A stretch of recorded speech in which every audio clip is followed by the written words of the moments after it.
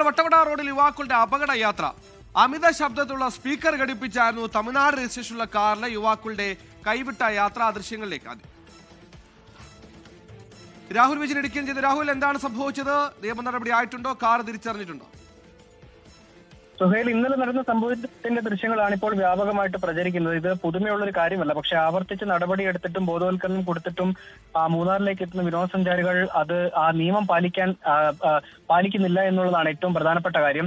സാധാരണ ഈ വണ്ടിയുടെ മുകളിൽ കയറിയിരുന്ന് കണ്ടിട്ടുണ്ട്, ഡോറിന്റെ മുകളിൽ കയറിയിരുന്ന് കണ്ടിട്ടുണ്ട്. പക്ഷേ ഈ ഡോറിന്റെ പുറത്തൂടെ തലയിട്ടതിന് ശേഷം തൂങ്ങിക്കടന്നു പോകുന്ന ഒരവസ്ഥയിൽ ഒരു ദൃശ്യം ആദ്യമായിട്ടാണ് പുറത്തേക്ക് വരുന്നത്. എന്തായാലും ഇന്നലെ നടന്ന സംഭവം ആയതുകൊണ്ട് തന്നെ, തമിഴ്നാട് രജിസ്ട്രേഷനുള്ള വാഹനമായതുകൊണ്ട് തന്നെ പോലീസിനോ മോട്ടോർ വാഹന വകുപ്പിനോ ഇതേത് വാഹനമാണെന്ന് കണ്ടെത്താൻ ഒരു പക്ഷേ ബുദ്ധിമുട്ടുണ്ടാകും.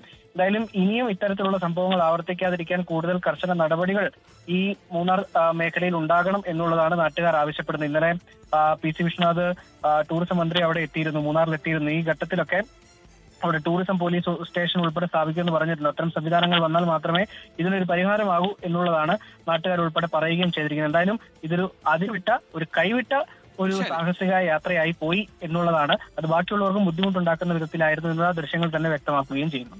വിനോദയാത്ര ആനന്ദമാണ്, ആഘോഷമാണ്. പക്ഷെ അതിലൊരു മര്യാദ വേണം. നിങ്ങൾ മാത്രമല്ല ആ റോഡിലൂടെ യാത്ര ചെയ്യുന്ന ബോധ്യം ഉണ്ടാകണം, ഒരു മാന്യത കൂടി ഉണ്ടാകണം. അതുകൂടി വളരെ സംസ്കാരമായ ഒരു വിനോദയാത്രയുടെ ഘടകം കൂടിയാണ്. ഇത്തരത്തിൽ കൈവിട്ട യാത്ര നടത്തിയവരെ കണ്ടെത്തട്ടെ, കൃത്യമായ നിയമ നടപടികൾ ഉണ്ടാകട്ടെ.